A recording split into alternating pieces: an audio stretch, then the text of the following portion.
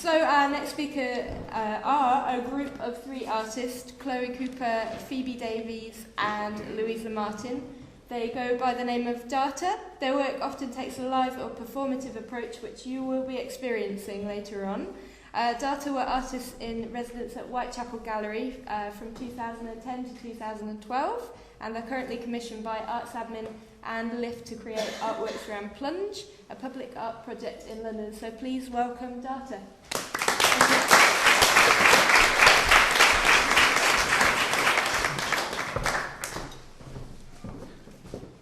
Hello, so this is Phoebe, this is Chloe, I'm Louisa. Firstly, thank you to Ella and October Gallery for inviting us to be here and to talk about these things that are really interesting to us. We got the invitation while we were installing our show at Whitechapel, and finding it strange that we were being assisted by 3 male technicians and we were 3 female artists. Why was that strange? So we're going to present a combination of things and respond to Layla's work with our own practice and some of the thoughts that come into that. We're also going to, I guess, be talking from the position of being female artists in London and that context. So what's the problem? I couldn't find any statistics about London and the UK, so these are American statistics.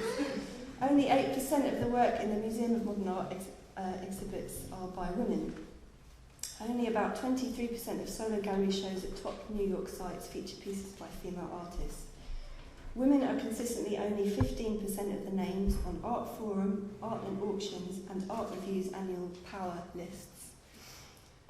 To suggest there is no problem is to suggest the subtle and not so subtle tyrannies that still exist, and to deny the opportunity that the incredible legacy of women's liberation and feminist movements provide us with at this moment. Lately, in the last year, conversations of a feminist nature have increased between me and my artist peers. I'm not sure whether this is coincidence with my own interests or a genuine reflection in a renewed sense of what it means to be female or feminist today. Some anecdotes. 2 years ago, an artist, a female artist, commissions me to make sound for her film.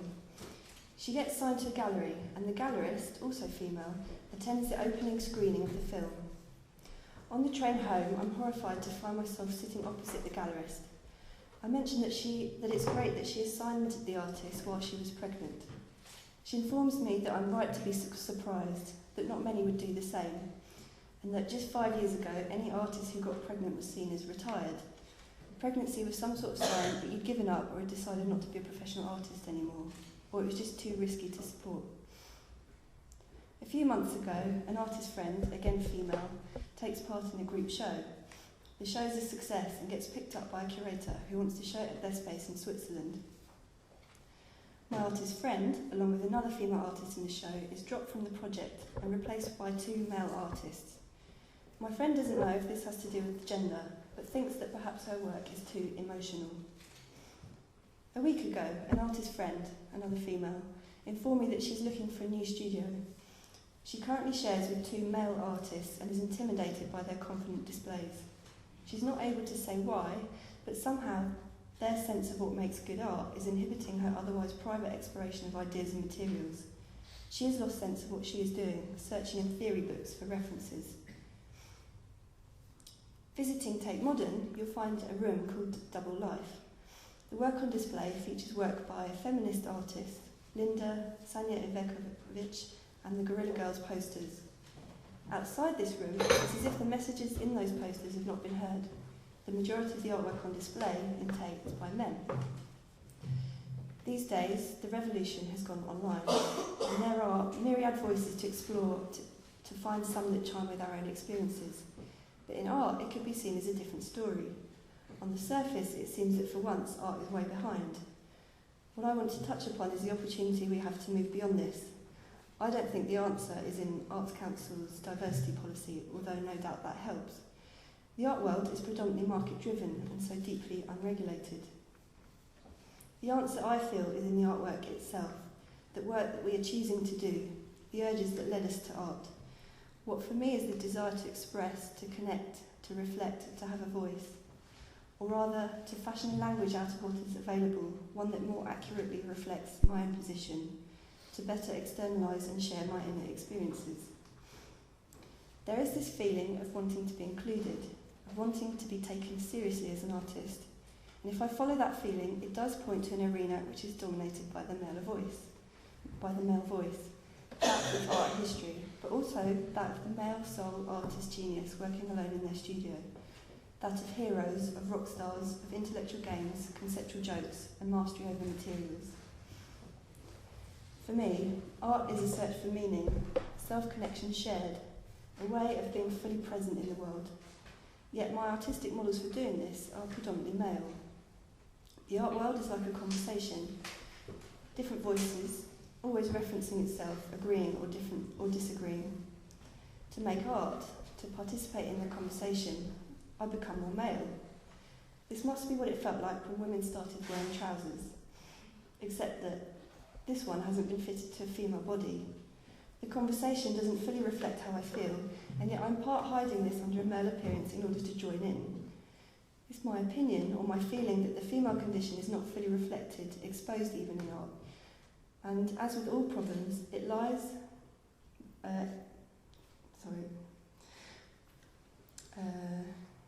it's up to me to pay attention to those overlooked voices and to acknowledge their value. And by doing this, I can gather the confidence in my own viewpoint, slowly but surely, enough to stand behind it, to not apologise or play it down, to recognise and articulate the gap in the conversation, to stake claim to that gap and fill it up. And I'll just mention two voices that I think make bold steps towards filling the particular gap that I perceive and someday wish to fill with my own voice. Audre Lorde, who describes herself as a black feminist poet, warrior, and Chris Kraus, who this book is almost like a performing of a kind of sense of entitlement and desire that might normally be seen as male.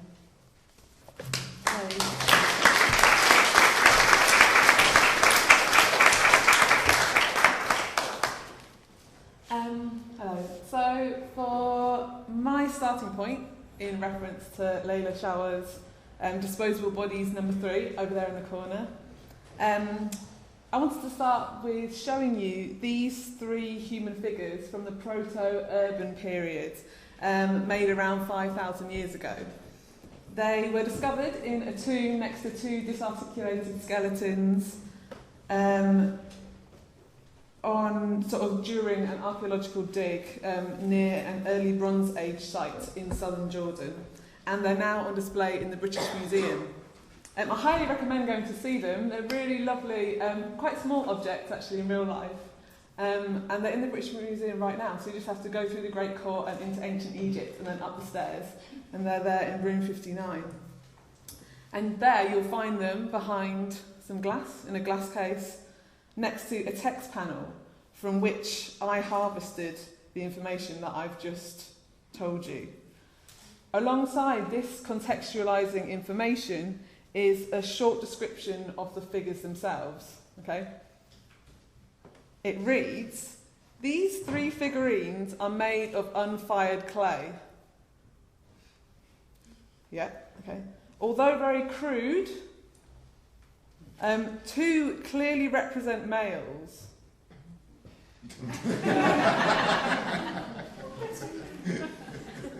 The 3rd might either be female or has lost a small piece of clay. So, there we go. We can go home now, safe in the knowledge that we've learned about the representation of women in the British Museum. I mean, when I first read this interpretation and kind of learnt, therefore, how the British Museum defines women in relation to men, and in the same way as if we had just lost a small piece of clay, I felt like this empty yogurt pot, as it was being catapulted through the air, as meaningful is this parrot on this box of acetate that you can use in photocopiers, and as alien as this very unseasonable, seasonal, and alarming torch.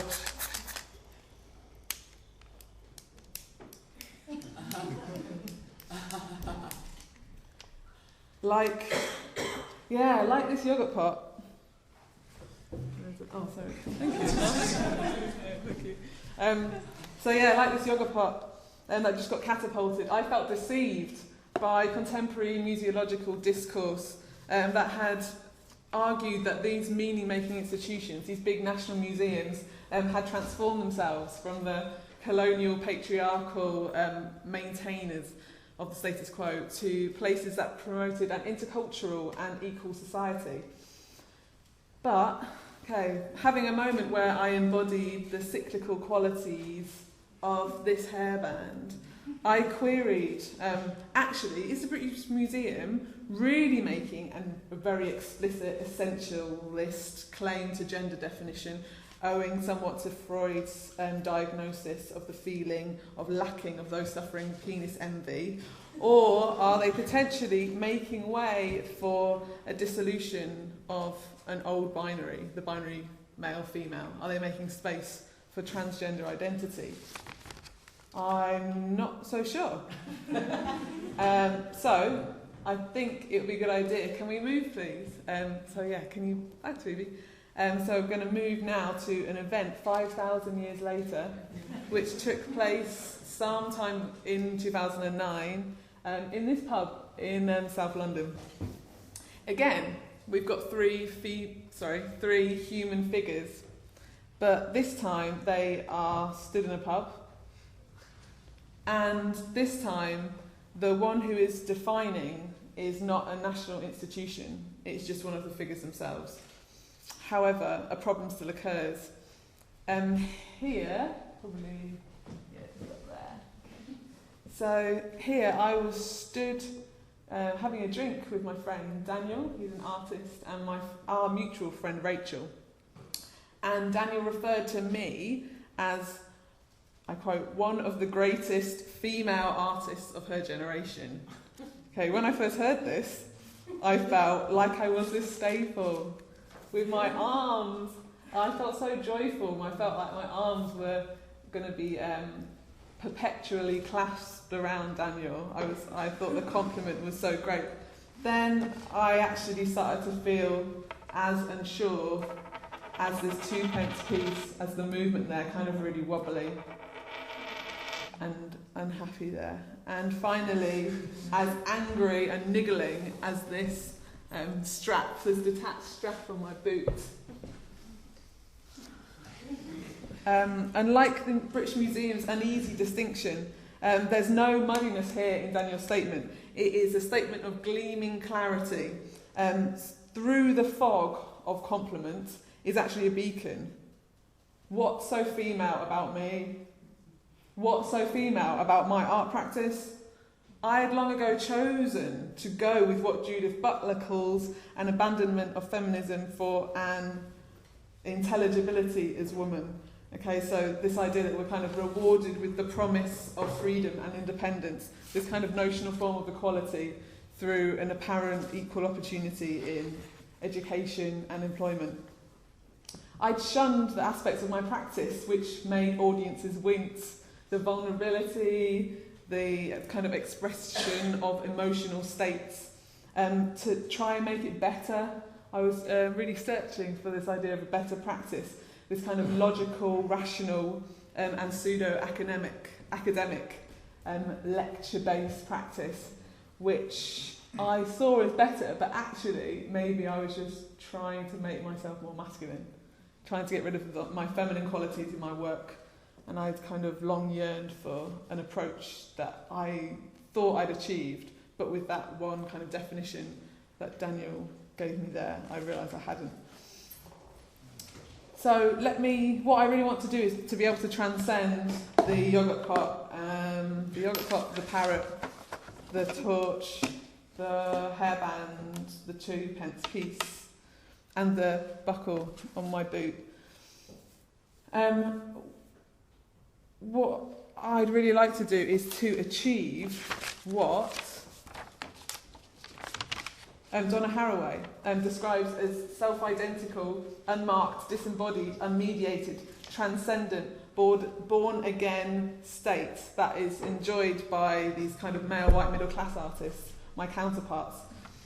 And I'd rather be more like that than than the definition of a female artist, which I just felt was like an all-body definition, which is a phrase used by Martha Meskimon, which describes how everything I do is filtered through this primary identity, even before that of being an artist. I'm a female.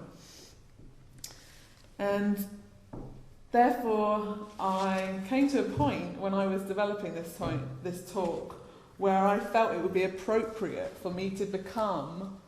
Oh, can we go back to the slide before, please? To become... Oh, no, that's okay. Thank you. Yeah, to become... the lost piece of clay. I found it. And with this, I thought about doing this so that I could embody and be the thing that I wish to embody here, which is an artist, before being a female, and think about how I'm managing to transcend any kind of appearance or ideas you may have about me before I open my mouth. The fact that I can speak from the content of my thoughts is not based on this filter of being female anymore. So I think I mean that didn't really make sense, that last bit, and I think that it's not really a viable solution to the problem. Therefore, what I want to use today to do is to declare that obviously I need to change my view of femininity and my view of what it means to be female. It means to have a female practice and means to be a female artist. So I endeavour to do that. Thank you very much.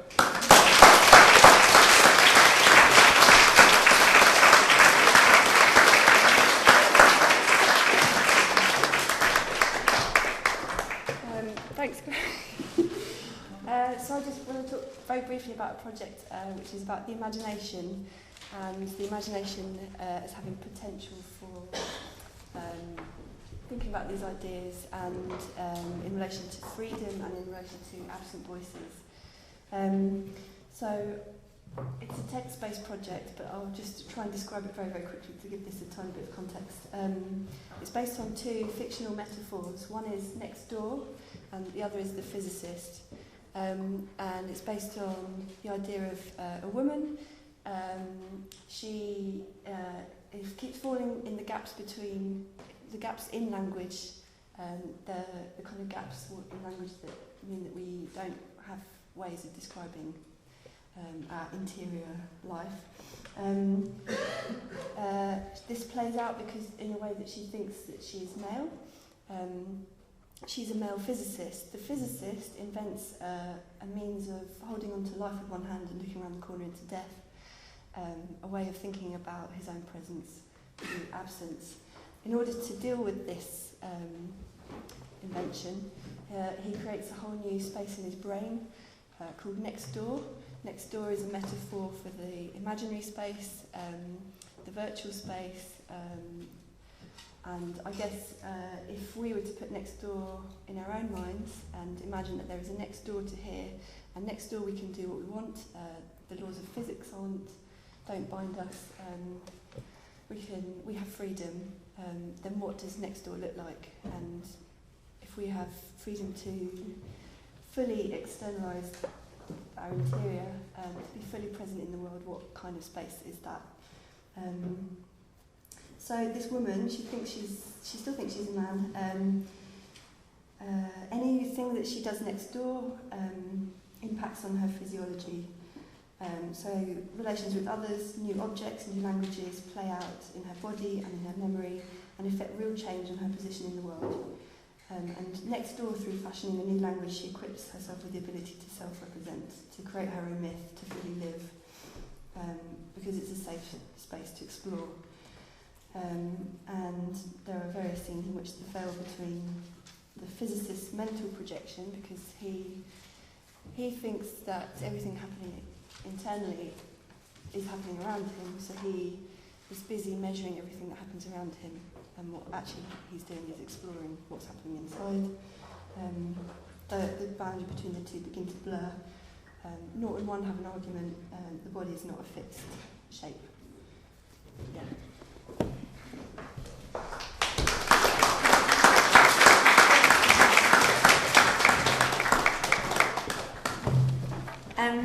Okay, we're nearly done, so nobody panic. But so I'm Phoebe. I'm 1/3 of DARTER with Louisa and Chloe. I'm an artist and I'm also a youth worker. And we're going to do an activity in a moment. But first, I'm going to tell you a little bit more about myself and where I see myself at the moment as an artist who's also a woman living in London. So I grew up in South Wales and then Bristol and moved to London when I was about 18 to study art, and now I'm 27.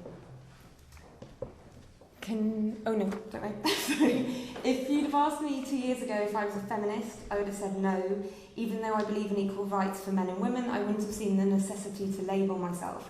However, over the last year, my attitudes have changed, and more recently, the depiction of women in the media, especially on TV, has become a big concern of mine. This is no means a new observation, but it has intrigued me to why now, in my late 20s, I have kind of felt this personal shift in my politics, specifically in regards to feminism, the depiction of women, and how this inevitably will have an effect on the generations below us. When doing my BA at art school, the last thing I wanted to be represented as or linked to was a feminist, which had and still has been stereotyped as a screechy, angry woman. I had one conversation with a male friend of mine, which has stuck with me, and we were discussing whether there was a need to label yourself as a feminist, and what he said went along the lines of, I'm going to put up here now, next one. Okay, so he said, don't you think that continuing to talk about feminism just reiterates that men and women aren't equal, highlighting that we didn't used to be, so taking a step backwards, as everyone knows we now are, it doesn't need to be said. So for this was a classic example of how, in my generation, men and women think that women's rights are done and it's been achieved and you can be a liberated woman without being a feminist, which we have to remember is also seen as desperately uncool. And yeah, so that really interested me. And then after leaving art college, I went and I worked for various different arts charities. So I was working in the arts sector. And obviously that placed me within a liberal, equal community. And the first two organisations I worked for were both directed by women. And it was great to see women in these powers of authority. But this potentially blinkered me to the reality that happens outside of maybe those communities. Since spending time working more directly with larger communities, it's become clear to me that these conversations need to be opened up. I've been working with young people mainly aged about 14 to 19, and through many collaborations and discussions, I've experienced just how overpowering media pressures and expectations are on young women. And obviously the pressures are equally as imposing for young men. Just like linking to what Sally said, more specifically, I'm concerned about the role models that young women have in contemporary culture. And no matter what your talent or intellect, how you look seems to override this. Liberation and freedom of expression as a woman is also linked to taking off your clothes to reveal your pert bum and arse, and of course it's seen as your choice. This is what concerns me greatly, the pressure and the need to be perfect in appearance, which is drummed into girls from a young age, followed by little or no emphasis in the media on developing other attributes such as skills and intellect. This reference isn't too recent, but oh yeah, brilliant. A 2005 UK online survey of almost 1,000 girls aged 15 to 19 years found that 63% consider glamour model and 25% consider lap dancer their ideal profession from a list that includes teacher and doctor. Now, I'm not making any judgment on those professions. We can talk about it later in roundtable stuff. But it does concern me that this younger generation of women see their future through using their bodies over their minds. Anyway, so in the past I haven't seen myself as an artist making feminist work, but in my studio practice at the moment, these are things that keep coming back to the way that I'm working. At the moment, I'm interested in exploring audiences' archive and opening up discussions, and I'm going to invite everybody to partake in a short activity.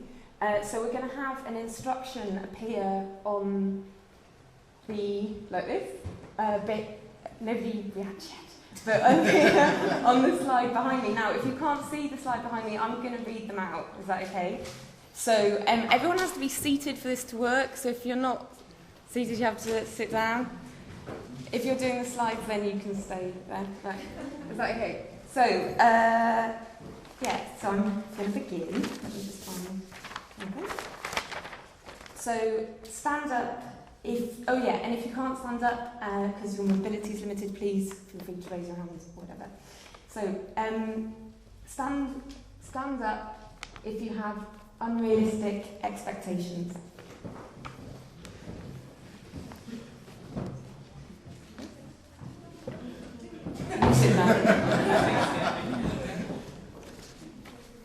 Okay, stand up if you want to get your opinion heard.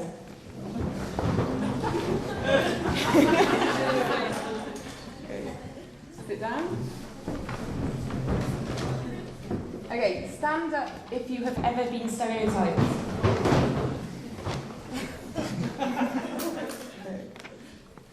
Sit down.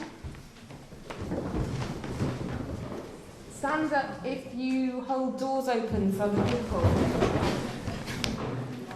Good? Okay. Sit down. Stand up if you don't see a glass ceiling. Sit down.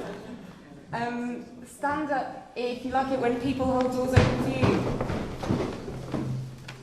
Okay. Sit down.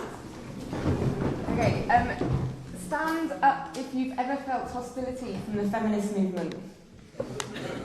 Okay? Yeah? Okay, sit down. Stand up if you ever feel the need to use your assets to get something done.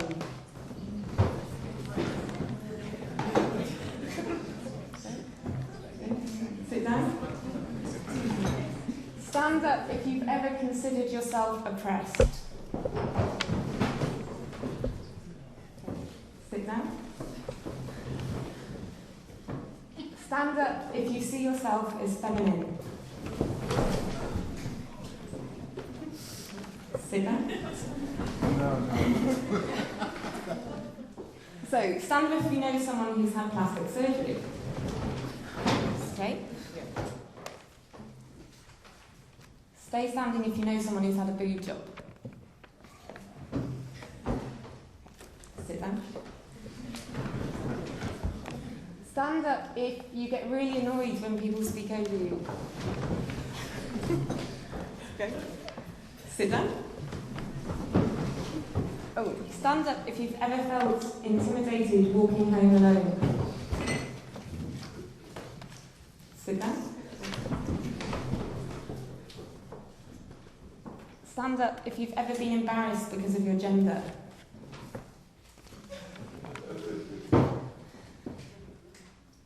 Sit down.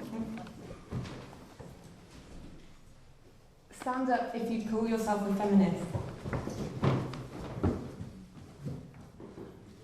Sit down. Stand up if you don't like being told what to do. Sit down. And that's it. Thank you very much.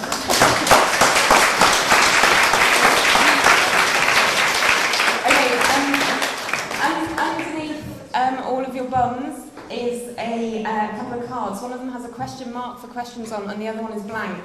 Just as a way of collecting people's thoughts, we would like to invite you to write your own stand-up if question. So over the break that's just about to come, if you could just spend a few moments thinking about what, if you could ask the room, you can put on that card.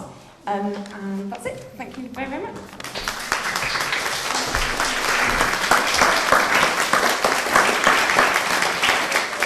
So we're about to have a 15-minute break, but I have some good news. Benjamin is coming, but he's going to be late, so he might come at the end of the day, just before the music, or maybe just after, but he is being discharged at the moment. From a cannon, no. So you can all go and enjoy the courtyard, get some sunshine, help yourselves to free tea, coffee, juice, and we will see you back here in 15 minutes at 2:45.